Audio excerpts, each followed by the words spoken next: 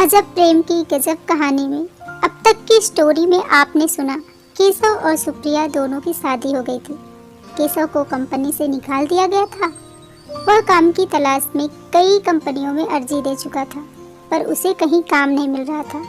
जिस कंपनी में वो पहले काम करता था और उसे निकाल दिया गया था, उसे वहां से अभी तक पैसे भी नहीं मिले थे। जो माँ ने कुछ पैसे दिए थे वो भी खत्म हो चुके थे। पूरा एक सप्ताह निकल चुका था। केशव रोज निराश होकर घर वापस आ गया। ये कई दिनों से चल रहा था। अब उनके पास खाने का भी कुछ ज्यादा सामान बचा नहीं था। केशव सोच रहा था वह क्या करे। आज काम ढूंढने के बाद जब कोई काम नहीं मिला तो वह वापस घर के लिए निकल रहा था। तभी उसको सुप्रिया की वह सहेली मिली, जिसने पहली बार उन दोनों को अपने घर में मिलवाया था। केशव को देखकर वह रुकी और उसके पास आकर बोली, सुप्रिया कैसी है? केशव ने कहा ठीक है। फिर वह कहती है कॉलेज में फाइनल परीक्षा होने वाली है।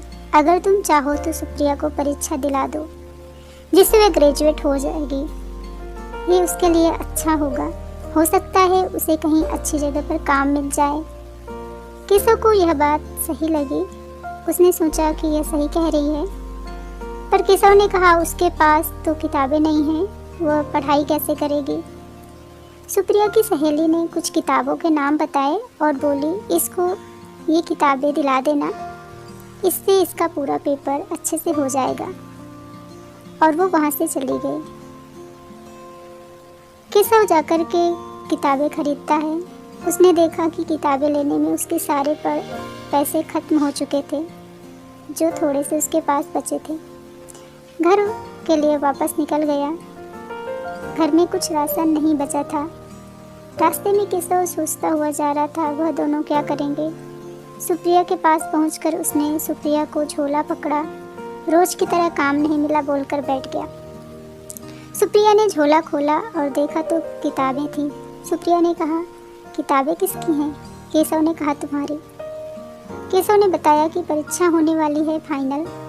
आज तुम्हारी सहेली मिली थी, उसने सब बताया है। मैं चाहता हूँ तुम फाइनल परीक्षा दे दो। केशव की यह बात सुन सुप्रिया की आंखों में आंसू आ गए। उसने प्यार से केशव को गले लगा लिया और मन ही मन सोच रही थी कि कितना अच्छा इंसान है। इतनी मुश्किल समय में भी वह मेरे बारे में ही सोच रहा है। सच में जब मुश्किल समय में कोई आपके बारे में सोचता है तो उससे अनमोल उस वक्त आपके लिए कुछ नहीं हो सकता। जब सुप्रिया अपनी पढ़ाई करने लगी और केशव काम की तलाश।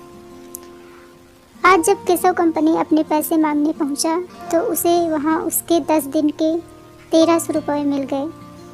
केशव बहुत खुश हुआ। सबसे पहले उसने शहर में एक कमरा पता किया, जो उसे 700 रुपये महीने में मिल गया।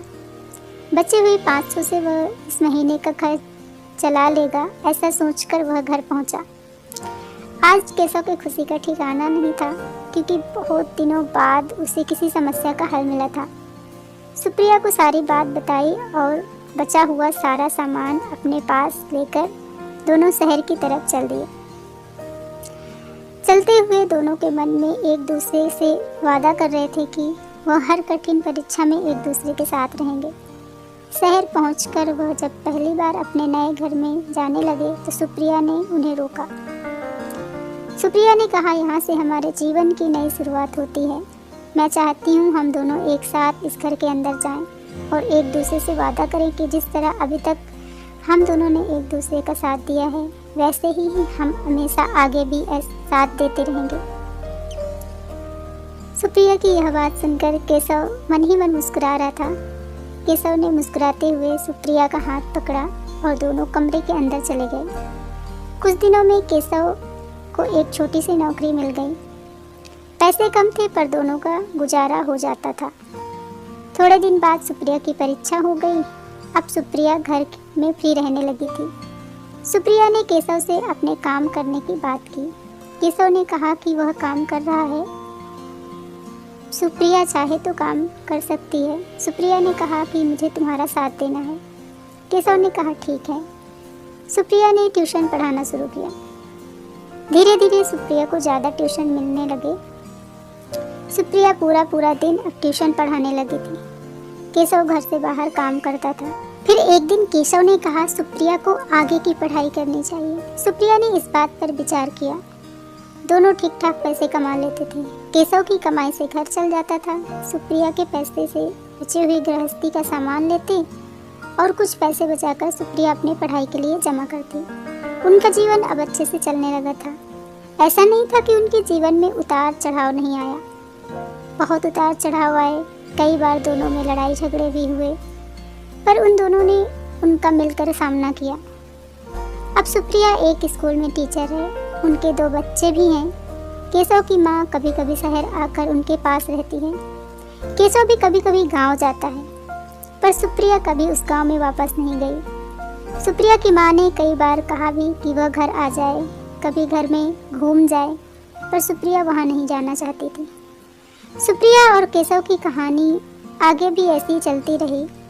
उन दोनों ने बहुत अच्छा जीवन जिया। यह एक सच्ची घटना है जो हमारे समाज में कभी घटित हुई थी। अगर हम इस घटना को बारीकी से समझें तो ये हमें बहुत कुछ सिखाती है। जैसे कि केशव और सुप्रिया की कहानी से हम सीख सकते हैं कि धैर्य, दृढ़ता और संकल्प के साथ जब हम किसी कार्य को करना शुरू करते हैं, चाहे उसमें जितनी भी मुश्किलें आएं, हम उन सब का सामना कर लेते हैं और सफलता मिलती है। उस वक्त भी हमें कभी हिम्मत नहीं हारना चाहिए जब कोई आपका साथ ना दे रहा हो। हमेशा आपको अपना साथ खुद ही देना पड़ता है। अगर आप अपना साथ देते हैं तो आप हर चुनौती का सामना कर सकते हैं और अपने जीवन को खुशी खुशी बिता सकते हैं। ऐसे ही और इंटरेस्टिंग कहानियों के लिए आप हमारे चैनल को सब्सक्राइब कर सकते हैं, वीडियो को लाइक कर सकते हैं। Thank you so much for watching.